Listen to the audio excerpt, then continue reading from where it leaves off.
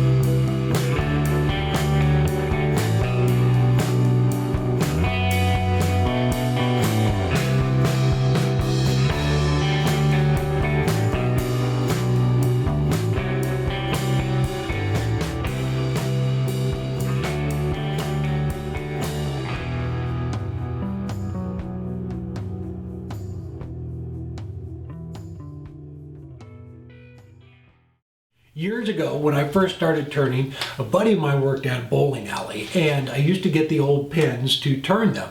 And they used to be maple inside of them. So I would turn off the skin, and you can make little things or segmented pieces in there. So after we did the bowling bowls, we ran up to the bowling alley to get a couple of pictures and just kind of show them. It was really cool. Some people playing, and they came over to take a look at them. It was really neat. And then we got talking to the guy that works in the pro shop there. So we bought two of the old pins, but they're not wood anymore. They're synthetic. So I got two of them anyway. Kind of wanted to see how they would turn. They actually turn really nice. You can't really sand and finish them though, because they're synthetic. I tried to sand and finish this one, and I don't know, it just took forever, and it's still not going to be, it's not going to shine back up like they were when they were new there. But I don't know, it's kind of neat. They're pink on the inside. Decided to make a mallet with it, and I wanted to leave the orange on it. It's really thin, so you can only just barely take off the top of it to leave that on there. If you didn't want to, you could actually bring that down and make the handle a lot smaller, but you are never going to ruin that mallet. I will beat on just about anything with it. So after I made a little martini glass, I went down on the stems so you could see the pink on there on the inside. Just safety, it's not food safe. Don't try and drink or eat anything out of these, or the bowling balls. No food anywhere near them. After we left the bowling alley, we ran by the thrift store just to see what they had, maybe if they had another bowling ball laying around. They didn't, but what they had was a pin. It is a birthday party pin from a bowling alley here in town, and it was $3.99. So I bought it because it felt different than these ones. Just when I picked it up, it felt heavier, and so I took it on the bandsaw, cut it open. It's just wood inside.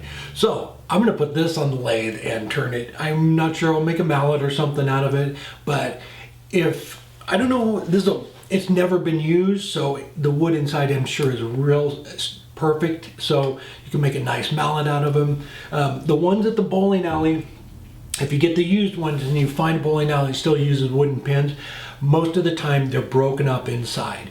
I turned, I don't know, 15, 20 pins total, and probably half of them the wood was split up. So it's not something, you know, you can turn them away and make a whole lot of projects with, unless they're not banged up too much. The bowling balls, super fun project. It was just kind of, we were at the yard sale. It wasn't something we were planning on doing. I saw it there.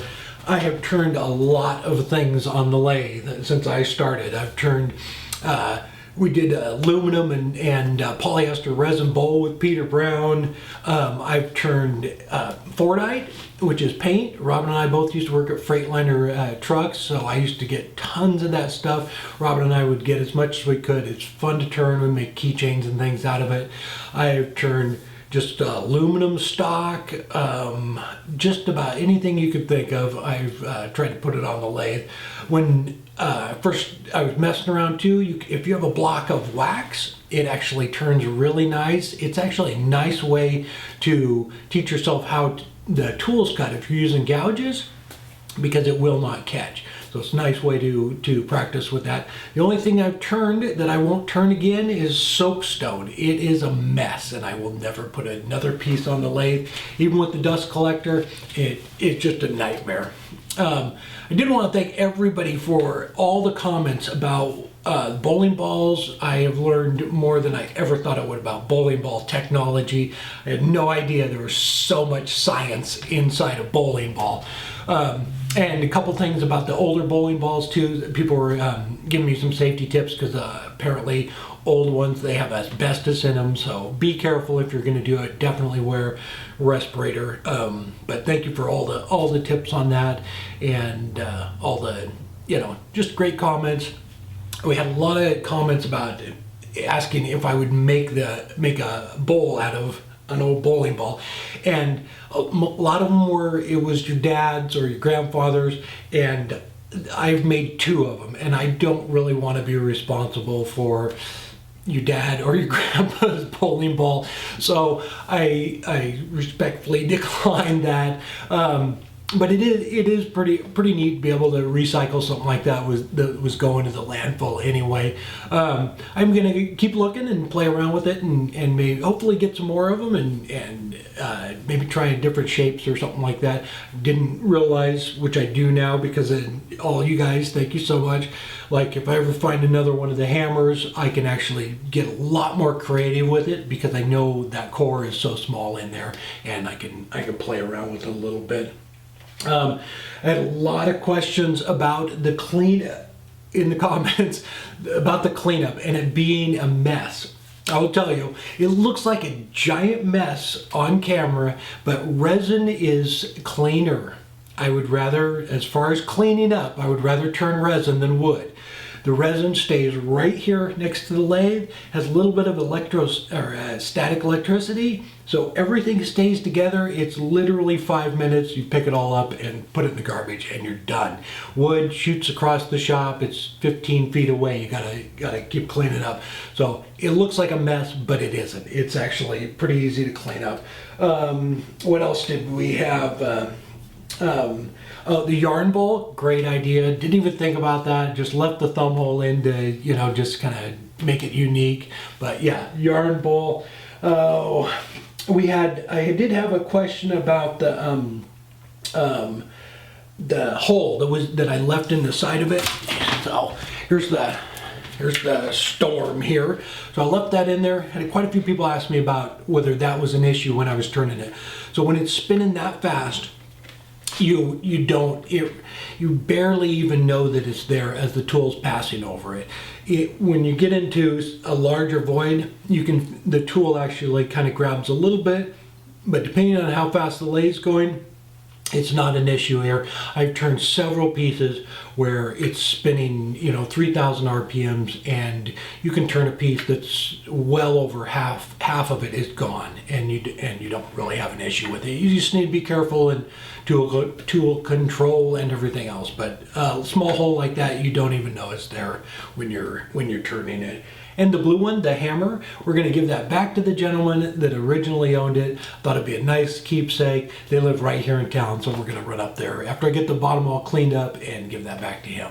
I did have a few comments about the material being pretty rough on the tools, and it's not. I used easy wood negative rate cutters, and these cutters are designed for resin. They work on wood too, but they're designed for resin, and they cut through it just like butter. You can obviously see in the videos that it just flies off there like ribbons, and it's not any harder to turn that than it is wood. They're designed for that, and they work fantastic. Alright guys, I hope you enjoyed the video, and we will see you on the next one. Take care.